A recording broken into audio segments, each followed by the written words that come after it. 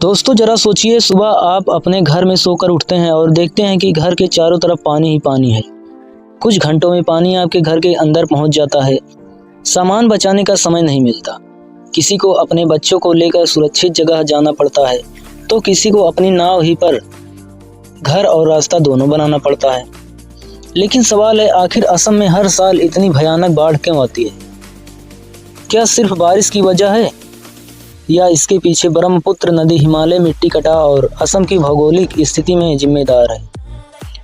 सबसे बड़ा सवाल है, क्या असम को हर साल आने वाली इस बाढ़ से हमेशा के लिए बचाया जा सकता है? आज की इस वीडियो में हम इन्हीं सवालों के जवाब आसान भाषा में समझेंगे, तो वीडियो के अंत तक जरूर देखिएगा। तो असम भारत के उत्तर पूर्वी हिस्से में है।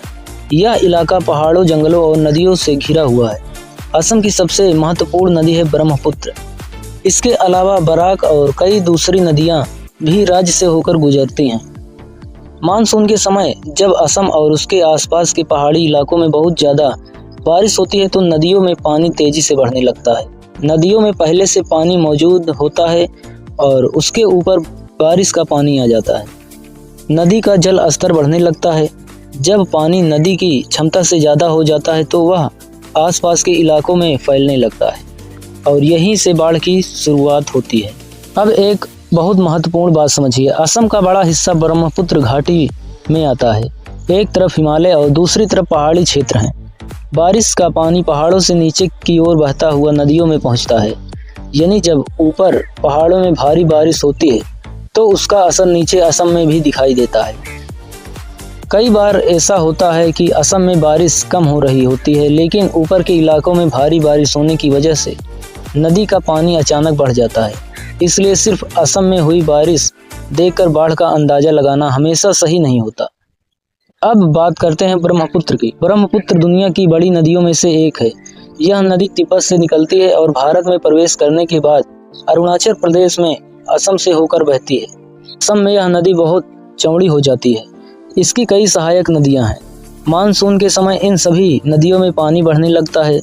जब मुख्य नदी और उसकी सहायक नदियों में एक साथ पानी बढ़ता है, तो बाढ़ का खतरा और बढ़ जाता है। लेकिन समस्या सिर्फ पानी की मात्रा नहीं, एक और बड़ी समस्या है नदी का कटाव। दोस्तों, ब्रह्मपुत्र और उसकी सहायक नदियां अपने साथ बड़ी मात्रा में मिट्टी और गाद लेकर आती हैं। जब नदी का बहाव तेज होता है, तो वह किनारों की जमीन को काट सकती है। इसे हम नदी का कटाव कहते हैं। इस कटाव की वजह से कई जगह जमीन धीरे धीरे नदी में समा जाती है। कभी कभी लोगों के खेत नदी में चले जाते हैं। कई बार सड़कें और घर भी खतरे में आ जाते हैं। यानी असम के कुछ लोगों के लिए सिर्फ बाढ़ का पानी नहीं है, नदी का बदलता रास्ता और जमीन का कटना भी बहुत बड़ी समस्या है। अब सवाल है कि असम और आसपास के क्षेत्रों में इतनी बारिश क्यों होती है? इसका बड़ा कारण है मानसून और इस पूरे क्षेत्र की भौगोलिक स्थिति। बंगाल की खाड़ी से आने वाली नम हवाएं उत्तर पूर्वी भारत तक पहुंचती हैं। जब ये हवाएं पहाड़ी क्षेत्रों से टकराती हैं, तो ऊपर उठती हैं और भारी बारिश हो सकती है। असम और आसपास के क्षेत्रों में मानसून के दौरान बारिश बहुत ज़्यादा हो सकती है। जब लगातार कई दिनों तक बारिश होती है, तो ज़मीन की पानी सोखने की क्षमता कम हो सकती है। ऐसे में बारिश का ज़्यादा पानी सीधे नदियों और नालों में पहुंचता है। अब एक और महत्वपूर्ण कारण समझिए, जंगल बारिश के पानी को जमीन में जाने में मदद करते हैं। पेड़ पौधों की जड़ें मिट्टी को पकड़ कर रखती हैं, लेकिन जब किसी इलाके में जंगल कम होते हैं और ज़मीन पर प्राकृतिक वनस्पति घटती है, तो पानी का बहाव और मिट्टी का कटाव बढ़ सकता है। इसलिए पर्यावरण और बाढ़ का संबंध भी बहुत महत्वपूर्ण है।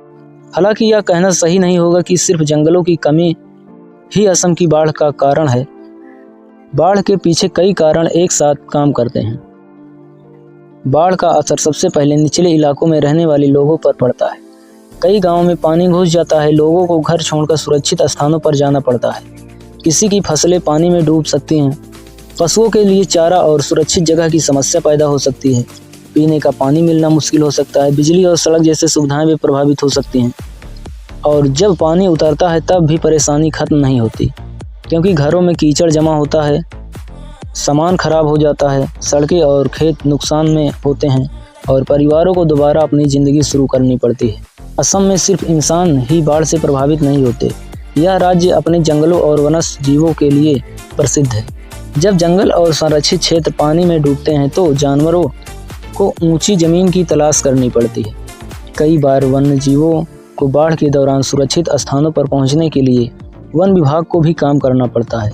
इसलिए असम की बाढ़ सिर्फ इंसानों की समस्या नहीं है, यह प्राकृतिक और वन्य जीवों की भी बड़ी चुनौती है। जब सड़कें पानी में डूब जाती हैं तो नाव लोगों के लिए सबसे महत्वपूर्ण साधन बन जाती है। राहत दल नावों की मदद से लोगों तक भोजन, पानी और ज़रूरी सामान पहुंचाते हैं। कई जगह राहत शिविर बनाए जाते हैं। लोग कुछ समय के लिए अपने घरों से दूर सुरक्षित स्थानों पर रहते हैं। लेकिन सोचिए, जिस इंसान ने अपना पूरा जीवन अपने घर में बिताया हो, उसे अचानक अपना घर छोड़कर राहत शिविर में रहना पड़े तो उस पर क्या गुजरती होगी। यह असम की बाढ़ का सबसे दर्दनाक पहलू है। अब सवाल आता है, अगर बाढ़ इतनी बड़ी समस्या है तो सरकार इसे रोक क्यों नहीं पा रही। इसके लिए कई जगह तटबंध बनाए जाते हैं। इनका उद्देश्य नदी के पानी को नियंत्रित करना और आबादी वाले क्षेत्रों को सुरक्षित रखना होता है। लेकिन कोई भी तटबंध हर परिस्थिति में पूरी तरह सुरक्षित नहीं होता। बहुत ज़्यादा पानी, तेज बहाव, कटाव और लगातार बारिश जैसे परिस्थितियों में तटबंधों पर बहुत दबाव पड़ सकता है। इसलिए तटबंध बनाना ही बाढ़ की पूरी समस्या का समाधान नहीं है। अब बात आती है जलवायु परिवर्तन की। पूरी दुनिया में मौसम के पैटर्न में बदलाव देखने को मिल रहे हैं। कहीं बहुत ज़्यादा बारिश होती है तो कहीं सूखा पड़ जाता है। जलवायु परिवर्तन की वजह से अत्यधिक मौसम की घटनाओं का खतरा बढ़ सकता है। लेकिन किसी एक बाढ़ की पूरी जिम्मेदारी सिर्फ जलवायु परिवर्तन पर टालना वैज्ञानिक रूप से सही नहीं हो। असम की बाढ़ कई कारणों का परिणाम है। भारी बारिश, नदी का बहाव, कटाव और पहाड़ों से आने वाला पानी, मिट्टी और गाद यानी नदी का कटाव, भौगोलिक स्थिति और मानव गतिविधियां सब मिलकर स्थिति को प्रभावित करते हैं। अब सबसे बड़ा सवाल है, क्या असम में बाढ़ को हमेशा के लिए खत्म किया जा सकता है। शायद पूरी तरह नहीं, क्योंकि बाढ़ की किसी और प्राकृतिक जल चक्र का हिस्सा भी है। लेकिन इसके नुकसान को काफ़ी हद तक कम किया जा सकता है। इसके लिए ज़रूरी है समय पर बाढ़ की चेतावनी, मजबूत और सही जगह तटबंध, नदियों और जल निकासी की बेहद निगरानी, बाढ़ प्रभावित इलाकों में सुरक्षित घर, बेहतर सड़क और पुल, राहत शिविरों की तैयारी और सबसे ज़रूरी लोगों तक हर समय जानकारी पहुंचना। आज के समय में तकनीक भी बाढ़ से बचाव में बड़ी भूमिका निभा सकती है। सैटेलाइट से नदियों और बाढ़ प्रभावित क्षेत्रों की निगरानी की जा सकती है। मौसम की जानकारी से भारी बारिश का अनुमान लगाया जा सकता है। मोबाइल पर चेतावनी भेजी जा सकती है। ड्रोन की मदद से कुछ इलाकों की निगरानी की जा सकती है। अगर समय पर लोगों को पता चल जाए कि पानी बढ़ने वाला है तो वे अपने बच्चों, बुजुर्गों, पशुओं और ज़रूरी सामान को सुरक्षित जगह ले जा सकते हैं।